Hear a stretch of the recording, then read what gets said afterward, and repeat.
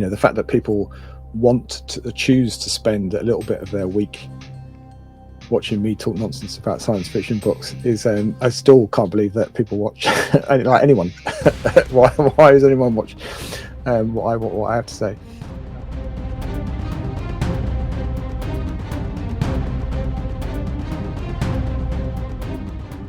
Welcome to Vintage SF. I'm Richard Rempel, and today we've got a real special episode. We've got 3 channels that are coming up upon 2 years of existence. I'm joined today by SF Words of Wonder, Ira, who just has actually put out a 2nd year anniversary video. John from Sci-Fi Scavenger. He and I started in April of 2023. I believe I'm 1 week earlier than you. So here, if I took Something a look like here, that, I have yeah. it on my notes here, the 17th, and I think you're the 25th. So yeah, it's I just thought it'd be great to get together and reminisce a little bit about these last couple of years, and just also get to know John a little bit here. I haven't really talked to him in person like this before, so I'm looking forward to that, John. Yeah, me too. Yeah, thanks for putting this together, Richard. It's a great idea. Yeah, You're welcome. I remember commenting on both of your videos not long after you started. I think in the case of Ira, before I'd quite done my first video, and or was even sure I was going to, and I think you were probably among the things that tipped me over the edge into, well, what's stopping me, and just cracking on and getting it done. When I have people on for the very first time, I like to ask them, what is their SF origin story? Where did they fall in love with the genre, or when did they fall in love with the genre? So, John, can you tell us your origin story? I can. Well, I think probably like most of us, it was a visual thing first, via TV shows and the movies. And my earliest science fiction related memories probably of my father taking me to the cinema to see 2001: A Space Odyssey. Not when it first came out, because I probably wasn't born then, but when I was really too young for it, maybe, I don't know, I'm guessing like 5 or 6, and of course it largely went completely over my head, but I did really enjoy the scale and scope of it, and I sort of remained fascinated by that movie ever since. And then the usual kind of Star Wars space adventure type stuff, and then the Star Trek movies, not the first one I think, but I do remember going to see Wrath of Khan and Search for Spock at the cinema with my old man. So that's probably the main thing. And then when I was I don't know, 10 or 11, I got a book. Actually, I've got it down here somewhere. Where's that gone? There we go.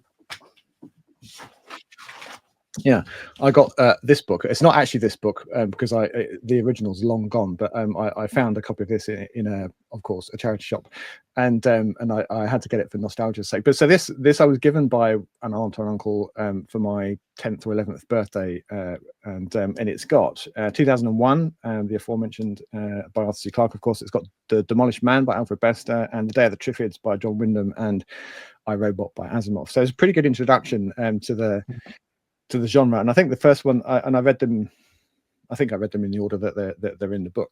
So so that was my introduction as far as I remember it. And then a different aunt had a bunch of Isaac Asimov short story collections on her shelves that I swiped, and I actually still have them, don't tell her, 40 odd years later. So with the exception of these novels, quite a lot of my early introduction was via short stories, although not in their original kind of magazine format. I've never been a magazine or a comic guy, really. It's just sort of passed me by. But I think that's where it all started, really. Yeah, those 3 novels, those are great novels to start with too. Yeah, what a great introduction. I've reread a couple of them in the past year or so, and they both stand up really well still. But it's been a while since I read 2001. Well, actually, I found just on yesterday, I'm trying to work out which way the camera's going. This way, right? Yeah, I found a first printing of 2001 the other day, and I haven't read it for decades, so I should read that at some point. I'm jealous of that copy you have, because all the ones over here are like movie tie-in ones, and I don't like the movie tie-in covers. Well, I think this have might it be right here. because that's a shot from the movie. So it says on the back here, the dramatic novel of one of the most spectacular films ever produced. It's a first edition paperback, for UK first edition paperback, Yeah. and but it's not the first impression; it's just the sixth impression. But so it's a reprint, but still, it's in much nicer condition than the other one that I had. So as an upgrade. I think I read it about a year ago or so now. And what I love is that it was written from the script before the movie was made. And obviously, it's Arthur C. Clarke's story, too. So there's a lot more detail, which Kubrick made more ambiguous or changed. Actually, they even changed the planet that they went to from Saturn to Jupiter for special effects reasons. So there's some very interesting things in that novelization. Okay. Yeah, which I'm sure went over my head massively when I was a kid. So I should look forward to rereading that. John, maybe we'll just continue with you. But you were talking about starting your channel, and that's what I like to talk about. Each of us talk a little bit about starting our channels. What brought you to doing that? And I know you're just talking about watching Ira's video and commenting on his early video.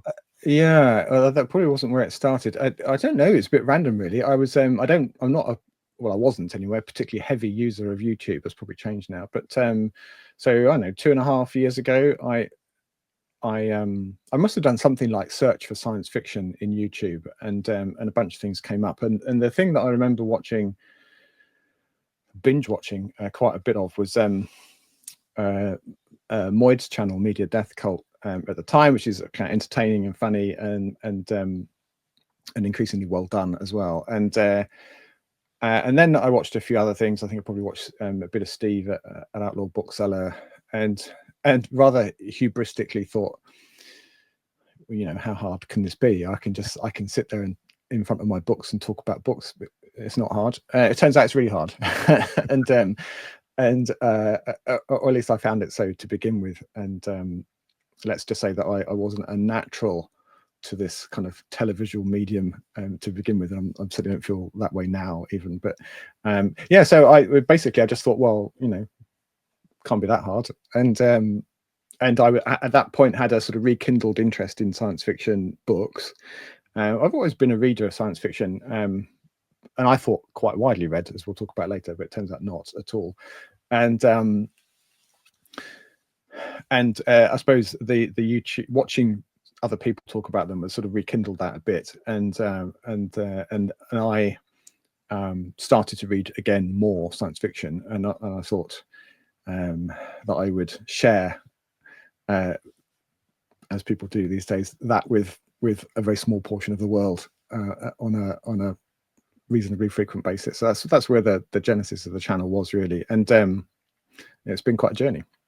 Yeah, well, we'll get into that a little bit more. How about you, Ira? How did you come to start your channel? Well, I kind of have sort of read my whole life. There's been years where I've really not read a book when I was during certain periods of my life or whatnot. But like during COVID, I was getting back into reading a lot, and I really had always wanted to read the Songs of Fire and Ice by George R.R. Martin.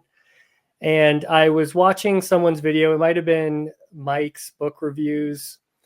And I'm the type of person, I try to wait till all the books are out before I start it. And well, I got a lot of good advice saying, don't wait on this one. I was going to say, you're out of luck there.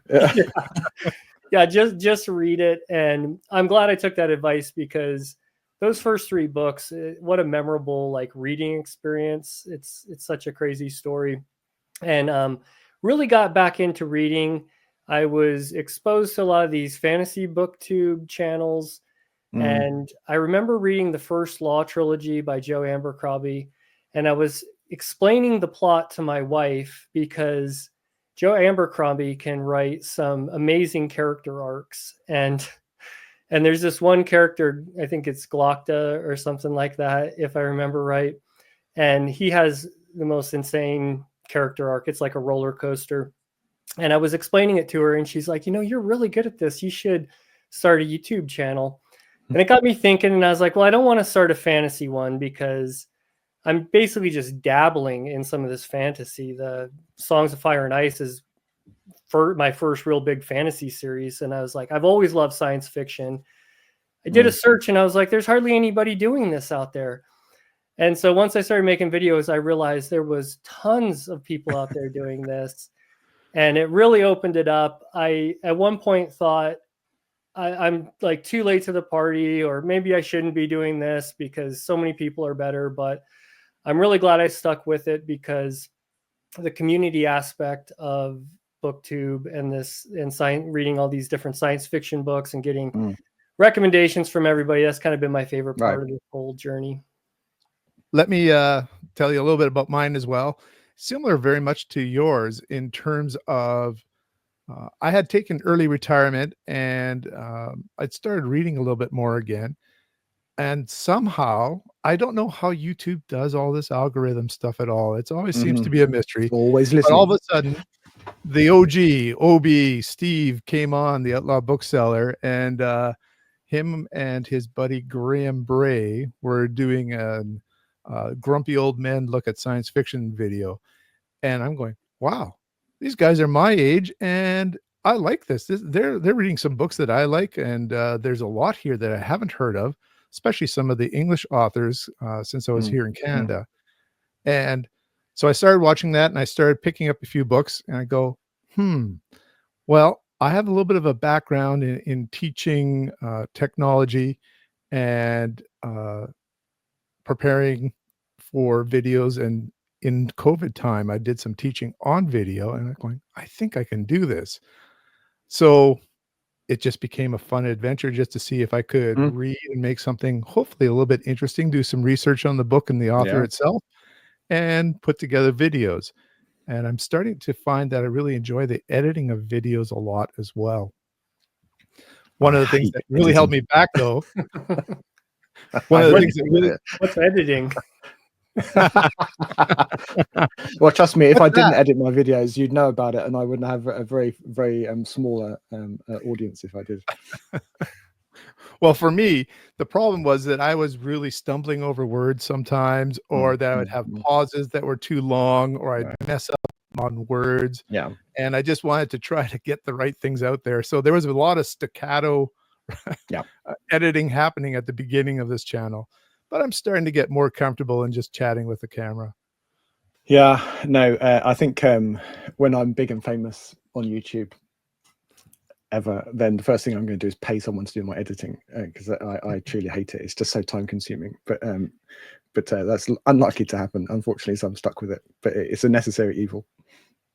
You know, I think that people who haven't tried doing YouTube channels have no idea how long editing does take. You can't, I mean, it's very simple to, this episode right here, I'll be just throwing it up pretty much the way we're filming it here. I might cut a few things out here and there, but otherwise it takes a long time to try and get things right.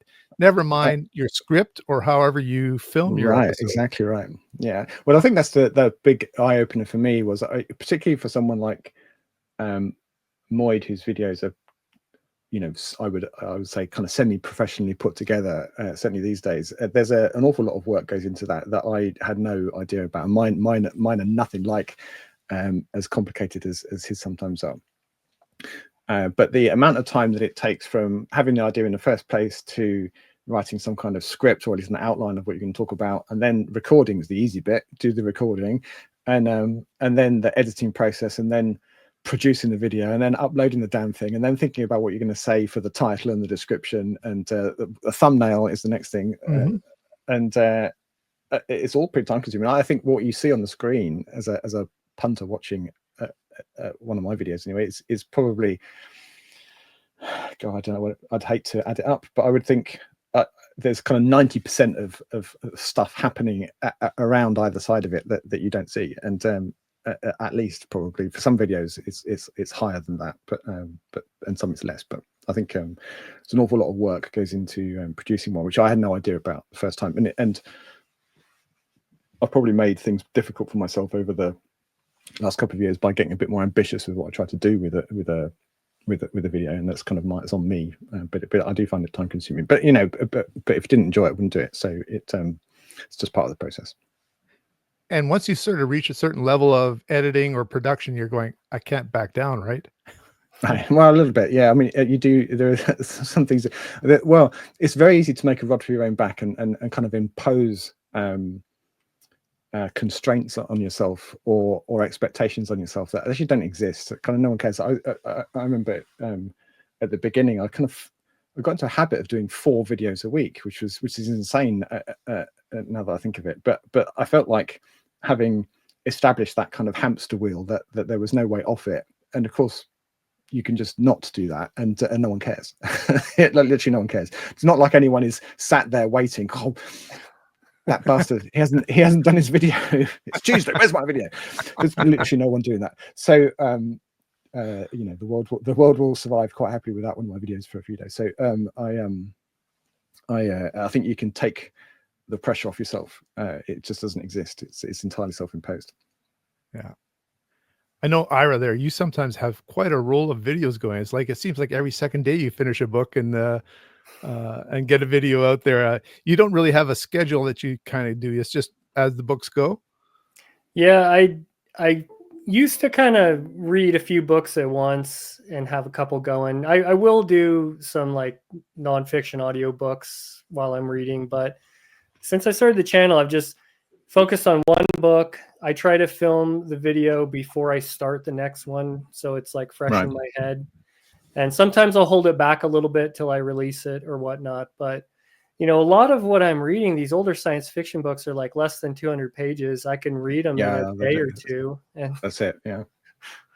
So yeah, just try to get them out while it's fresh in my head. Did you find it a steep learning curve as you started and to where you are now? Very much so. Ira, do you want to start with that one? Yeah, I guess, you know, I thought that I would be doing more like scripts or notes at least, and editing. And when I tried it, I couldn't get the video filmed. And my wife talked me into, she kind of went back to when I was explaining stories to her, and she's like, just explain it to me. And I think I told this story, one of my first videos, she was on the backside of the camera or my cell phone, and I was just pretending I was talking to her and looking past the camera to try to just like loosen up. And so I felt that that's like my easiest way. There's no way I could have enough time to make the videos if I was not doing it the way I'm doing it right now. And even like I came up with that board of judgment for doing like top 10 videos, so that I have a prop there and I can set the books on there, and I don't have to do any editing for it. So everything in my channel is geared around not doing any editing, because smart. I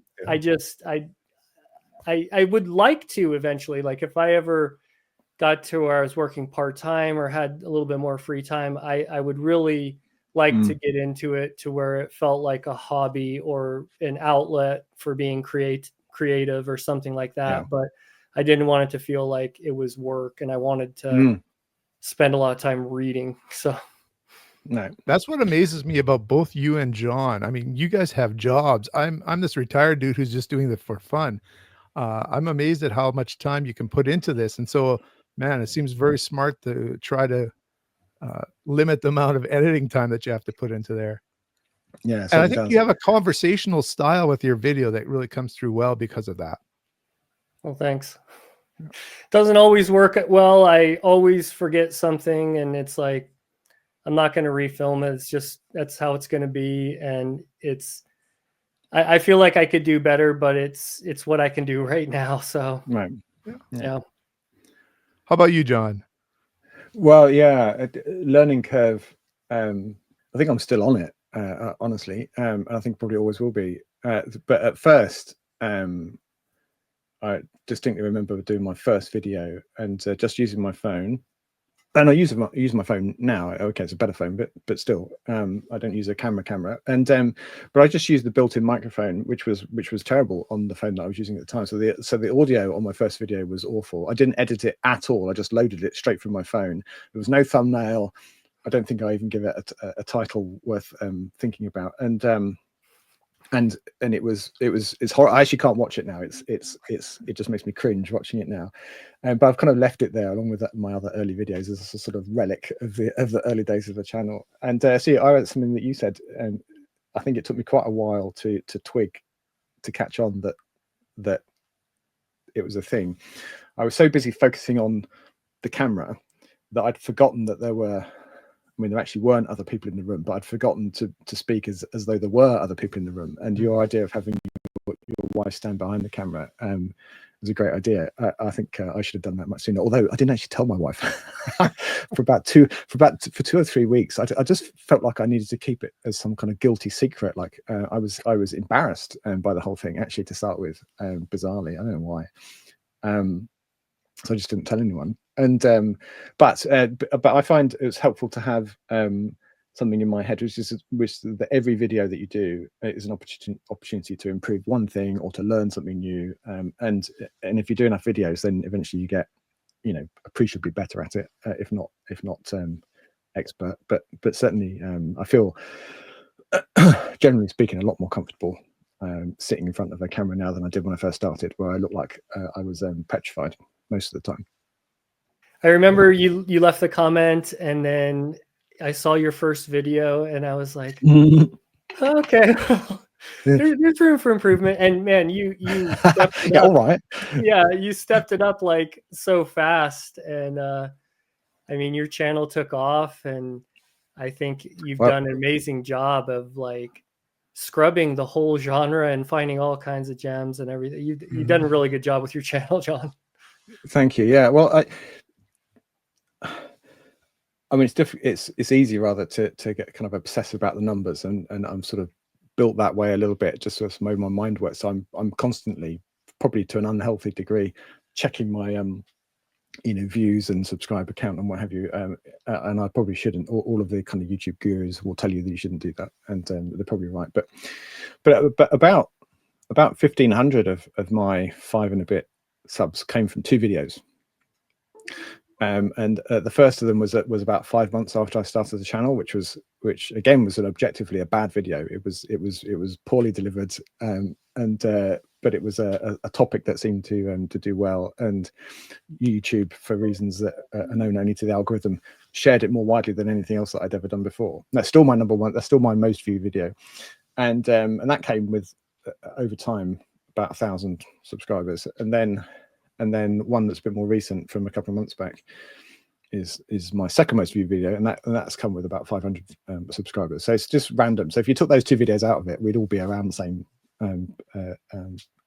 position, I think, from a stats point of view. So it's just random. I don't claim any great plan behind that at all. For the viewers, which videos were those? I think one of them is space opera, right?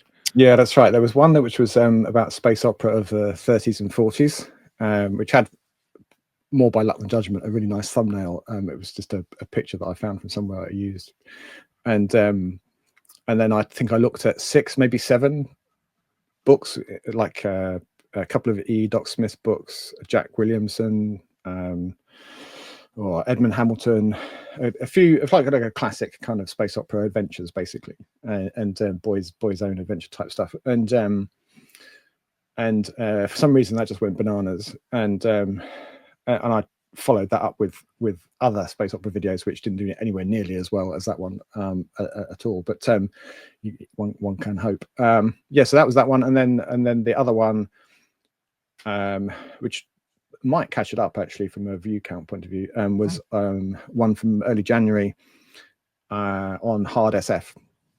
So it was just 10 books, hard science fiction books, so science based on sort of plausible or extrapolated science, and there were 10 of various eras, and I just published a follow-up to that one today, actually, which I saw that. Okay, so yeah.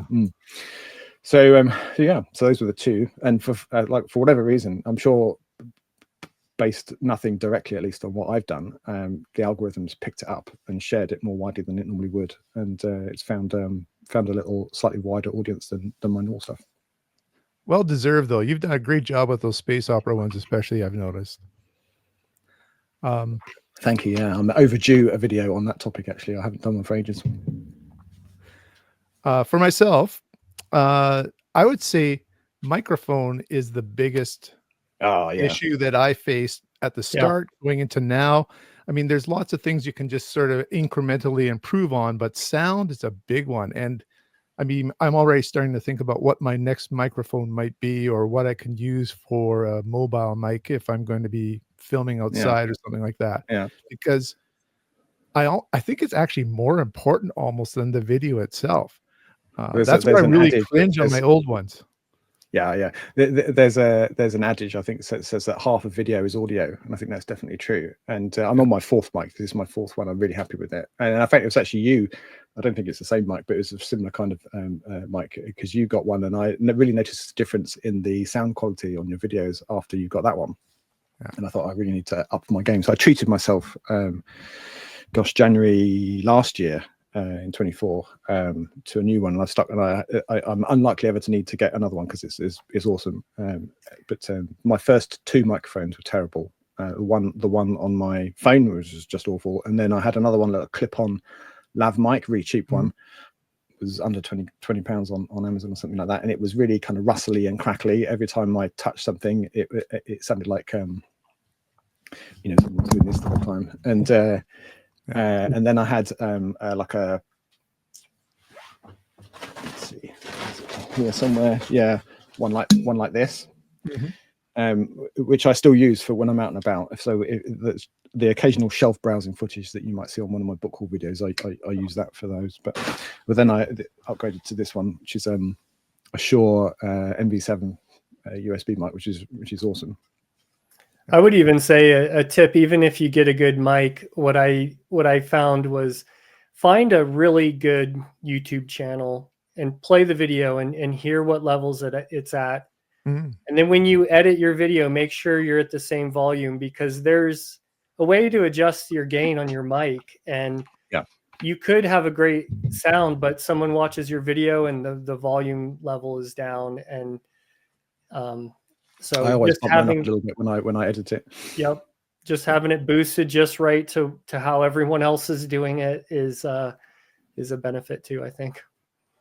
It's easier to boost than to try to reduce because you have that topped out sound. So Yeah. Definitely. So what motivates you guys to continue? I'm talking about continuing in YouTube here. For me, it's a learning thing. I like learning new stuff. I like the process of improving and getting better. Maybe not with every video, but over time. And it's a intertwined thing, a symbiotic thing for me. Is if I wasn't doing the YouTube channel, I probably wouldn't be reading as much science fiction. And so they both feed each other. So I would keep doing it as a way of forcing myself to be a strong term, but encouraging myself to continue to read a lot of science fiction, particularly as I have like about 12 years of worth of unread books on my shelves at the moment. So, and increasing with every passing month. So, I feel obliged. So for me, it's like while I'm still enjoying it, and whilst I'm learning new stuff, and whilst I'm still enjoying the topic, and I am still enjoying chatting with people. I think somebody said earlier on, the community aspect of it is awesome. I really like the comments is probably my favorite part of the channel. Actually, is just kind of chit chatting with people, and you get folks that turn up regularly and what have you. That's always cool. And so whilst all that's still happening and still fun and still enjoyable, and whilst I still have the time, just about, then why not? My kids and my wife tease me a bit that, okay, well, based on your past performance, then after about 4 years, you're going to get bored with it and want to do something else. but we'll see. We'll see. How about you, Ira? Yeah, I think definitely the community aspect, and I'm someone that likes goals or things that help motivate me to do what I know are healthy kind of things to use with my spare time.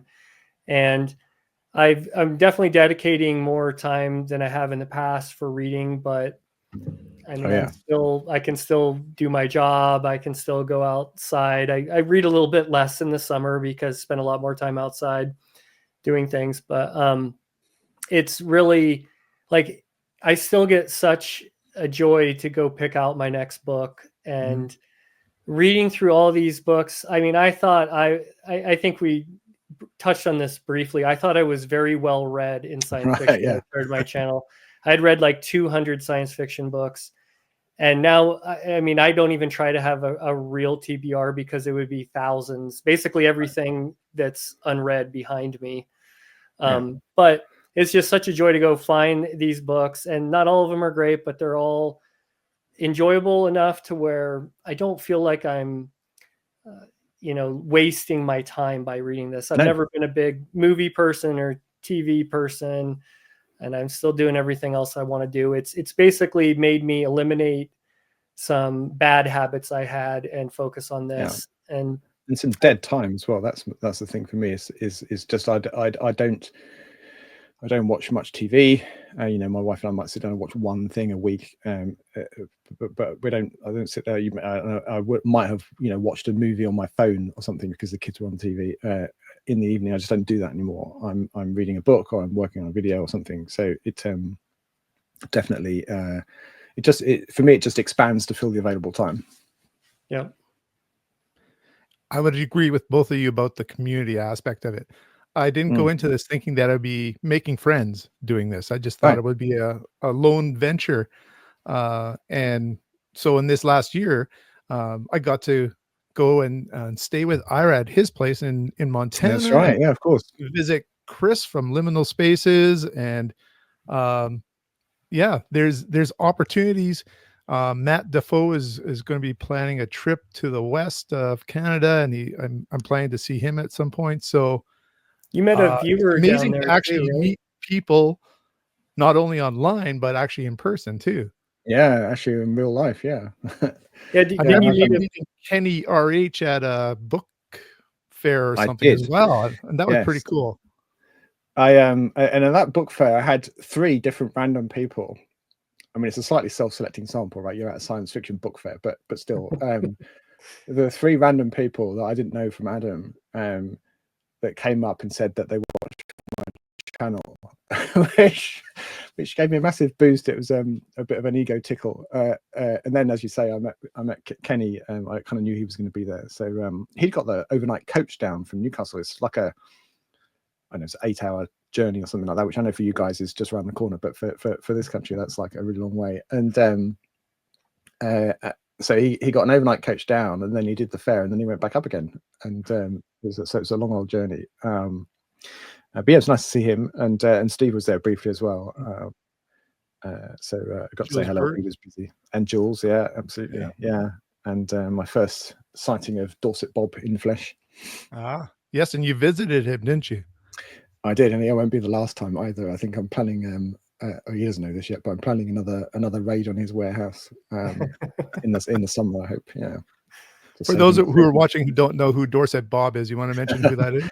Yeah. So he is a lovely chap actually, and he lives, as the name suggests, in Dorset, which is a county in the south of England, and a couple of hours away from where I live. And he, first and foremost, was the science fiction book collector himself. He showed me his own collection. It's fabulous, very much to be coveted. And he started, I think I'm right in saying, kind of selling, sort of much as I'm doing, selling spares and duplicates and things like that with books where he'd upgraded or whatever.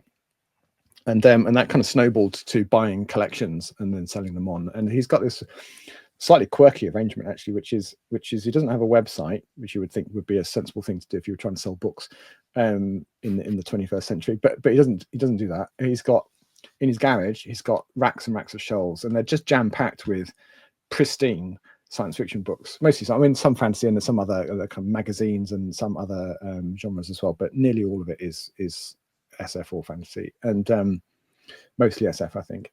And he does a lot of fairs, so he'll take a lot of stock with him and sell it in person, and that's, I think, where he does most of his business. But you can also email him and with a list of things that you want, and he'll kind of inspect his shelves and tell you whether or not he's got something, and if he does, he'll ship it. And he ships internationally as well. And turns out if you ask nicely, you can go visit. And so and it's not too far away from me. So I had a very happy couple of hours rifling through his shelves. Came away with a massive stack of really fabulous books. So I'm kind of girding my loins for a second visit in a few months' time, probably. Awesome. I love seeing the videos when people go over there from some of the other YouTubers as well. Yeah, it's phenomenal. I didn't shoot much video last time I was there because I was too busy looking for books. But if I go again, I'll do a bit more because it is wonderful. It's like an Aladdin's cave of science fiction books. You gotta have your priorities straight. You gotta scour those shelves first. Yeah, right. Exactly. Yeah. I think I've started to learn in used bookstores how to really scour the spines of books now. We're looking for certain publishers. It seems like I'm starting to pick those out faster. Well, yeah, and you sort of have a sort of mental filter as well of things you're kind of looking out for, and you can. I've got used to kind of quickly scan across the shelf now, particularly used books, and you go, well, that's nearly all fantasy, and that one might be interesting. And but I'm also finding now that because I've acquired so many books over the last couple of years, it's getting increasingly harder for me to find stuff that I don't already have in one form or another out in the wild, and we don't have, seemingly in this country, like you do certainly in the US, we've got a massive library sales and things like that. It's kind of a thing of the past here. So unless you happen to be near a dealer or a book fair, and they do happen, then it's slim pickings, unless you find a specialist bookshop or something. Mm-hmm. Well, you know what? There's a lot of distance, at least from where I am, to go to different places to actually see things too, in terms of different bookstores. So that's why I like going on trips. My wife encourages me to stop at bookstores, which I love. And so then it's part of that trip. It becomes part of the episodes that I put on air now. Yeah. I think Ira, though, he is really good at spotting some vintage SF. I'm not sure where you access all your stuff. Well, we do travel a lot. We like to travel. My wife also encourages going into bookstores. She's a pretty good hunter now too. So it's almost like we got two people in there scouring the shelves at the same time. And I don't know, there's something about this area. There's a lot of, believe it or not, Montana is a place with a high retired population. Yeah. And I've met so many of these older guys that have all these old paperbacks, and they either get rid of them or, take them and donate them to thrift stores or take them to used bookstores, and you can just find all kinds of good stuff. And because of our climate, the books are in usually like pretty good condition. Yeah. I was discussing this with somebody that the boomers are retiring or unfortunately passing away, and so many of their books are starting to hit the market, I think. Yeah. But I started to wonder what's going to happen 20, 30 years from now, because I don't see young people reading as much or as many books or having bookshelves within their apartments, etc. And so I was very interested in thinking about the cyclical cycle of this book collecting that we're doing. Well, I remember, John, you put out a message like, hey, if anybody has some books you want to get rid of, right? And yes, I did. Yeah, on our local free listing thing, it's called Freegal here where I am locally. And I don't know, the equivalent would be kind of Craigslist or something, but it's free, and or Gumtree or something. And a couple of times I just sent a message out saying, if you've got any old science fiction books you want to get shot of, then let me know. I hit the mother lode with that once. There was a guy who's not far from me, a mile or two down the road, and he emailed me and said, so a guy called Dave, I've got a few hundred that you can have if you want. It kind of changed his mind and then changed it back again.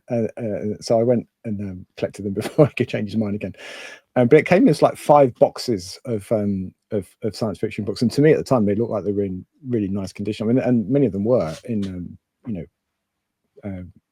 pretty good, even kind of near mint condition, I think. But that was a significant injection of quality science fiction books to my shelves at the time. Yeah, and then I had a couple of other much smaller amounts donated in that fashion. But I guess I've moved on from that now. But that was a great way to boost my collection at the time. As you were also mentioning, you're saying 12 years. That'd be pretty good if you can get your books done in 12 years. I was initially starting to think about a 5-year mission, sort of a Star Trek thing in terms of collecting books and reading them. I think I'm beyond that now. I see people doing those kind of read what you own challenges. I'm like, yeah, screw that. That's not going to happen. Yeah, I mean, I haven't counted them all up for a little while, since probably October. But at the time that I last counted, at the rate that I'm presently reading books, of kind of 10 to 12 a month, then it was about 12 years worth of reading to get through without adding any more, which is probably not going to happen. About 12 years worth of reading. My challenge at the moment is I just don't have any space. I have been starting to think about reconfiguring my office here to create a bit more room for floor to ceiling shelves, where I just have it down to desk height at the moment.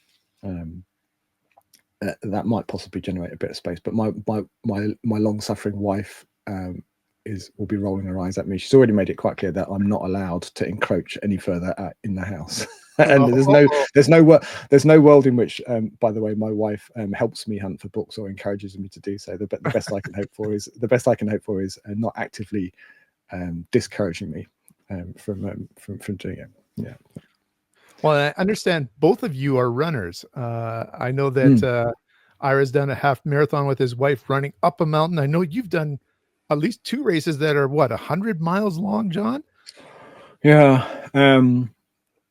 A few years back now, I started. I've always since I was about 40, I've run. I was kind of late to it in life, but 10Ks, half marathons, that kind of stuff, and I enjoyed training for those for a while. And then YouTube again. I started, or actually maybe there were blogs. I started reading blogs of people that had done ultra marathons, sort of 50K, 100K, and for some reason it has sort of appealed in some twisted fashion to me, and and something eventually snapped in my head, and I thought, I could do that, and a bit like the YouTube channel, really, and so I signed up for one, and then immediately had buyer's remorse and started to think maybe that was a little bit more to bite off than I should have done, and I booked some intermediate distances in that year, and that was 2020 when the world fell apart because of COVID. So it was all of them were cancelled, and I didn't actually get to do any until 2021. So yeah, I've done a few 100-mile races, which is I mean, races sounds like it's like fast, and there are people at the beginning at the front of the field who are like properly athletes, who will get it done in stupendously quick times.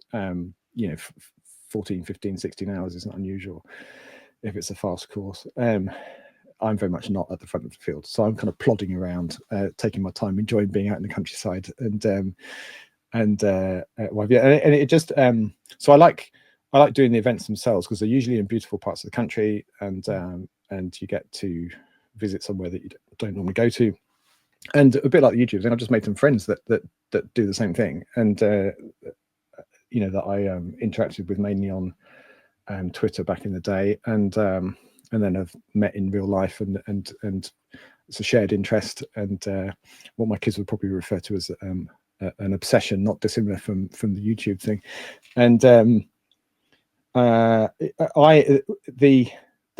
planning and the preparation of it appeals to me as much, sometimes I think more than the events themselves. But yeah, but what that does present from there is a link to this.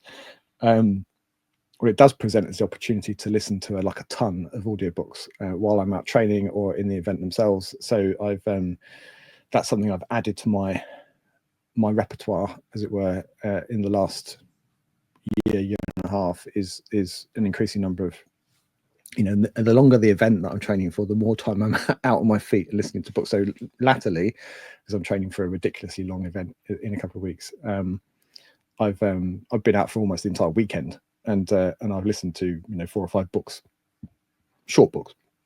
2 obsessions at once. Yeah, and I couldn't have done it when the kids were smaller. I wouldn't have. We had 4 kids. They're all over 20 or just finishing school, and so they don't. they're not as demanding on my time as they were when they were small. And you know, my wife has her own hobbies and interests, so that keeps her busy. So yeah, why not? Yeah. And Ira, how about you? You and your wife, I think, run together, right? Yeah, she's not as dumb as me when it comes to distances. But I've done some 50Ks. I've done a few of those, and I turned 50 this year, and I signed up for a 50-mile race. Nice. In It's my favorite national park, Bryce Canyon in southern Utah. Beautiful park. And, yeah, so it's in the fall. I'm going to be spending a lot of the time here this summer. Even I've started now training for it and getting up. We have a 50K here in our local town that's happening in May. So I signed up for that to kind of help motivate me. Brilliant. And it's funny, I started running up in Alaska, and I never wore headphones or anything because up there you had to worry about a grizzly bear jumping out and killing you, or a moose trampling you. I mean, I'd see a moose almost every single day I went out running. And now that when I'm doing some of my training out of the woods, because here we still have to worry about grizzly bears and mountain lions and things like that. But when I'm like running through the neighborhoods and stuff, I've been listening to some audiobooks, some short stories, and some nonfiction. I still have a hard time with fiction, but I think I'm getting there to where I can follow the thread of the story. So it depends it depends a very great deal on the quality of the narrator and how good a job, how engaging they are as a reader, as a performer. Actually, the best one's performing rather than just reading. Because it can be a bit of a snooze fest. You can switch off too easily otherwise. Then it's not unheard of for me to have to stop what I'm doing and go back a few minutes to the beginning of the chapter because I realize I've completely tuned out and I'm thinking about something else entirely. Totally. I have to go back, but yeah. I've tried listening to audiobooks. I tried it just even going for walks. I can't focus. I don't know. I just, my mind, squirrel. Something's going on everywhere else, and I'd lose it. I lose the track of the. Have you tried nonfiction? That's what started it for me, because it felt like I was kind of getting lectured like in college or in school or whatever. And, I would pay attention about half the time in school. So I do about the same when I'm listening to the nonfiction, but there's no like continuous thread a lot of times that you have to follow. And I was bad at it at first. And by repetition, I got really good. Now I've really enjoyed listening to nonfiction. All these books that I've wanted to read throughout the years, I'm finally getting around to reading a lot of them or listening to a lot of them. And now I feel like I'm absorbing those fantastic. So like anything else, I had a bit of, right? Yeah, indeed. Yeah. I hadn't really thought about it until you just said that, Ira. But I used to listen to podcasts. So, okay, it's not nonfiction, but same thing. Similar sort of thing. Yeah. So I've just switched up from podcasts to audiobooks now. I traded in my Strava subscription for an Audible subscription. So I found I was getting more value from listening to the book. So yeah, I do probably between 2 and 4 what I would consider to be extra books a month as a result of listening to them on that I wouldn't otherwise have the time to read. So I think it works pretty well from a chewing through books. And plus I don't choose the audiobooks in advance. Sometimes I'll find, if I can find an audiobook of a book that I've already picked for my reading for the coming month, then great. I guess I get a free book that way. But usually I'm looking for something else entirely to read. I've read a couple of self-published books that way that I wouldn't otherwise have read. And this last few days I've blasted through. I'm on my 4th now, H.G. Wells book that I probably wouldn't have chosen to read, but I've really enjoyed listening to. And so it's just a great way of chewing through a bit more of my my long-range Mount TBR. You can another tip is if you've read a book that you can listen to it, and then it kind of gets you into that mindset. It's a little bit of a practice. It's a way to maybe reread something or revisit, refamiliarize that's a good point. With something. I've reread all of the Ian Banks culture novels and several of Alistair Reynolds books in the last year, 18 months, all of them on audiobook, and it does work well. actually, if you kind of already half know the material. Right. Great tip. Yeah.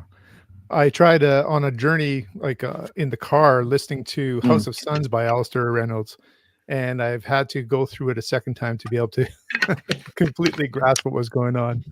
Yeah, well, it doesn't help that the guy that narrates the Alistair Reynolds book, I don't know if it's the same guy in the US, but or in North America, but the guy that's on the UK editions, John Lee, has got quite a dry voice. He's somebody that I would say kind of reads the book rather than performing it, and he's not the most engaging audiobook narrator. I think it's just a bit dull. Well, I've got a video coming out later this week about a Harlan Ellison short story collection, and he reads a couple of the stories in there and talk about entertainment. Really? There's no way you can't follow what's going on. He is one of the best narrators I've ever heard. It's interesting. Switching gears, I want to go to a question I had about highlights or memorable moments from the last 2 years. What are some of the things that come to mind? Well, for me, you know, I think obviously, and not just because you're here, Richard, it was awesome to meet you in person. You're the first person that like I've met in this group that I've actually met, and so I'd love to meet more of the community in the future. I know someone even threw out an idea of having like a convention of BookTubers or something. I could see us having a little science fiction table or something. So that was really cool. And then, you know, other than that, I think I wouldn't say I have like a specific video or anything. I think it's really just the community aspect of it for me. Although I will say, I came up with a really good, let's see, I had to pull it up. For Day of the Triffids, I know you guys have both read that. I came up with an amazing thumbnail title. I said, "No one can see the plant apocalypse coming." That was kind of like my best wit that I've thrown out on the channel so far, I think. That sounds like what it could be the tagline for a film from the 1950s on it. Yeah. Yeah. It's like they should put that on the movie poster. Yeah. Yeah.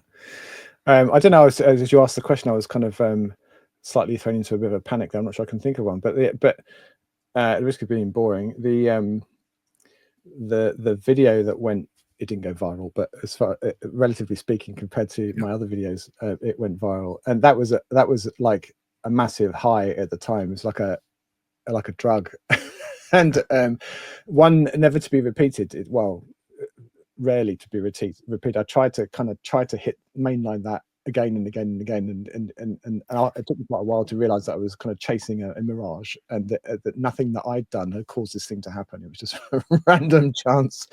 The algorithm god smiled on me that once for no apparent reason, and so it was both a high and a low, actually, because it was a bit frustrating not being able to replicate that. But eventually I just decided what will be. But so that was fun while it lasted. And then it genuinely is one of the best things about doing this is chatting to people who have a shared interest with you guys, or the kind of fellow booktubers, but also you know, just folks that turn up to watch your videos. And you know, the fact that people want to choose to spend a little bit of their week watching me talk nonsense about science fiction books is I still can't believe that people watch like anyone. why does anyone watch what I have to say? So that's cool. And then I think it just expanding my knowledge. That sounds I don't mean to claim any level of expertise, but certainly I feel like I know more than I did 2 years ago. I'm more widely read than I was 2 years ago. I probably read as many books in the last 2 years since focusing on this channel, science fiction books, than I had in the entirety of my life up until that point. I couldn't tell you if that's true or not, but it certainly feels like it. And I think somebody said before, I thought I was fairly widely read in science fiction terms before I started doing this channel. No, quite narrowly read, it turns out. There were you know, every week I come across an author that I'd never heard of, that has some awesome books that I ought to read or / possess, and so it's a kind of never-ending flow of great writing. And not every book is great, and sometimes you read one you don't get on with it at all, and that's just part of the process. Kind of figuring out what you like and what you don't like is as much part of we don't all have to like the same things. I do find it's funny sometimes you get somebody will chime in on a comment, with something along the lines of, I can't believe you like that book, or I'm really disappointed to hear that you didn't like this one. I'm like, why? Why can't you believe it? And why are you disappointed? We don't all have to like the same things. In fact, the world would be extremely boring if we did, I think. So it's funny that people have very strong opinions about stuff. But one of the things that I was really enjoyed about your channel that I thought was a highlight for you was your relationship with Adam Roberts over a couple of interviews. Yes, it seems like you really hit it off with him. Yeah, we had a great chat. Yeah, whether he thought the same, I don't know. But so Adam Roberts is among the authors that I'd never heard of before doing this channel, that I've since been obsessively collecting his considerable backlist. Chris Beckett's another that I've really enjoyed reading. It's true for both of them. Not everything I've read of theirs is a high point for me. They don't all work as well, but generally speaking, the standard's very good, and some of them I've really loved. And I just wouldn't have known they existed, I don't think. Although actually, it turns out I had actually read an Adam Roberts book. I just didn't realize it was an Adam Roberts book, or twig that he had another 20 that I could have read as well. That was Purgatory Mount, I think, several years ago. Yeah, and Robert Silverberg. I mean, I haven't chatted to Robert Silverberg clearly, but I think he's still with us. He is. Yeah, but it's not available for chit chat to me, unfortunately. Although maybe I should ask. You should. I think you should. Yeah. He did an interview recently with a podcaster. Oh yeah. Well, if you don't ask, you don't get.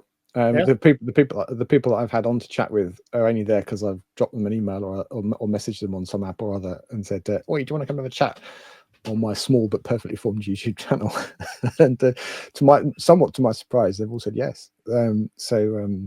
Yeah, I don't do very many of them, but I haven't done for a while because frankly hardly anyone watches them. They don't get very many views. And when I've talked to other folks that have had more established channels than mine, they said the same things, that no one's really interested in listening to you chat to somebody for an hour,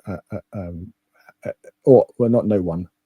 There's a limited number of people that are interested in chat in that stuff, but I enjoyed doing it, and I think that's the for me that's the main thing, is that it gave me a little kick to speak to sort of real live author about their books, and sometimes you, as you say, kind of hit it off and be the sort of person that you'd quite happily go to the pub for a pint or whatever at some point, but and there are others where that's not the case, but well, that actually ties into one of my highlights recently, was talking to Autun Purser on a ship in the Antarctica. He's the illustrator of the SF Masterworks Best of series, and he just happens to also be the guy who works with scientists filming the bottom of the ocean, and he was down in Antarctica. So via satellite, we were able to have a conversation. That was a lot of fun. That was awesome. Yeah, like an adventure almost, doing that with him. Ira and Matt getting together with you guys, that was definitely a highlight over the last few years. And then it's also helped me connect, today with John and others. And I think I've enjoyed the conversations within our community just as much, if not more, than if I've reached out to somebody else. One other one I'll mention is Nesfa Press. I've always been impressed with their books, and so I was able to talk to a guy there who has edited one of their books. His name is Tim Sayual, something like that, and that was a lot of fun too. So connecting with people, I think, is one of the highlights that I've had as well. Yeah.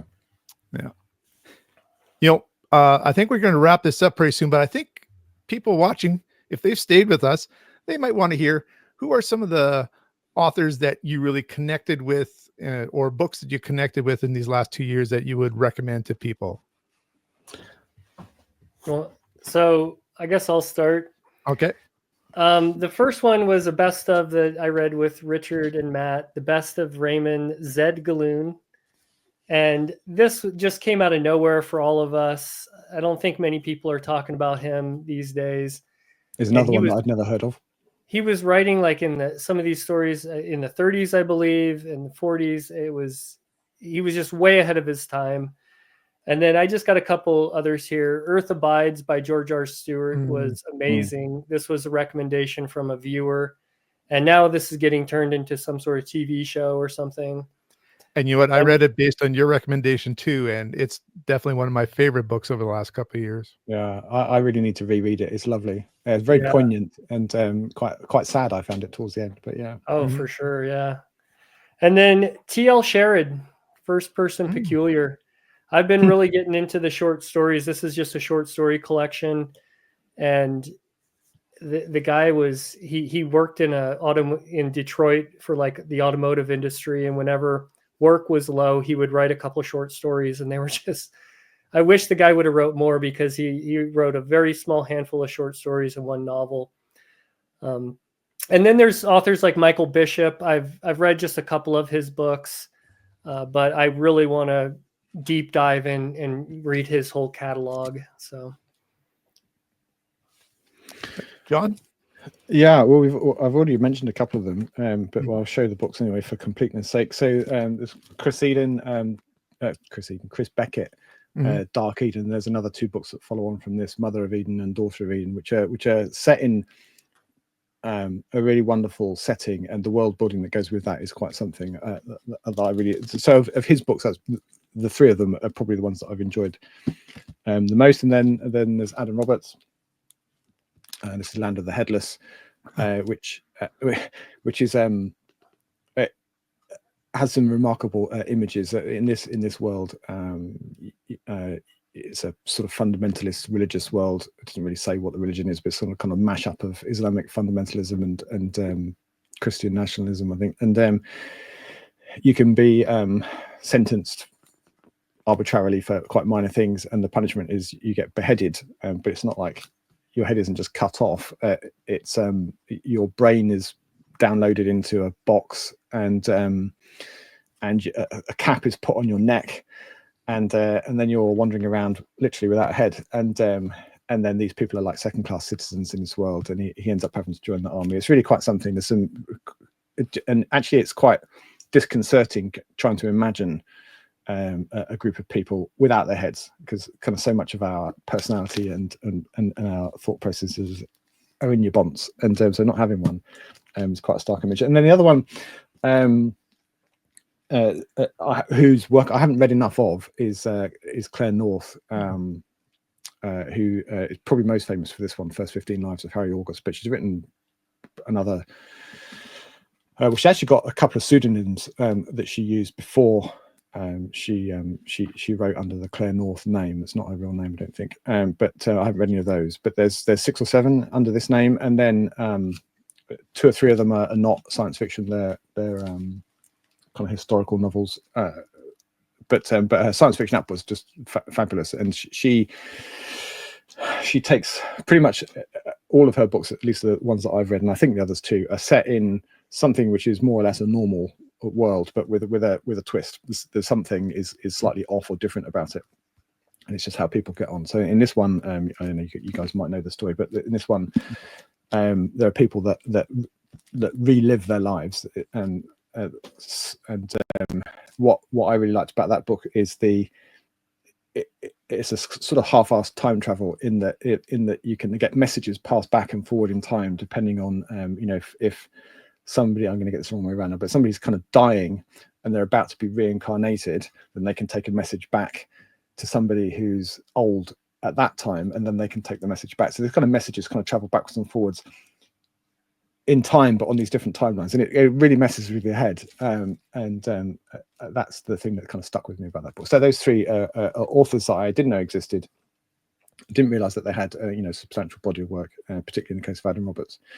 And then I couldn't actually find it, but somewhere I've got a copy of Robert Silverberg's Up the Line, which was my first Silverberg book. I'm double parked on a lot of my shelves now because I don't have room for them, so it's behind there somewhere. I just couldn't quite fish it out. That was the first Silverberg book that I read, and I just again really love the world building and his writing style, and then I've gone on to read several more. In fact, I have I want to read all of the books that were in this sort of a purple patch between the mid 60s and the mid 70s. I read a chunk of them, but I haven't read anywhere near all of them. But once I've done that, then there'll be a video at some point in the future about that. But yeah, so those four really, I think Adam Roberts, Chris Beckett, Claire North, and then a bit more old school Robert Silverberg would be my things that I have enjoyed most so far from an author point of view, or among them. Well, I'd mentioned one book that Ira had mentioned that I really connected with. I also connected with a book you had mentioned, Neil Stephenson's 70 Eves. Oh yeah, really enjoyed that's that great fun. recommendation.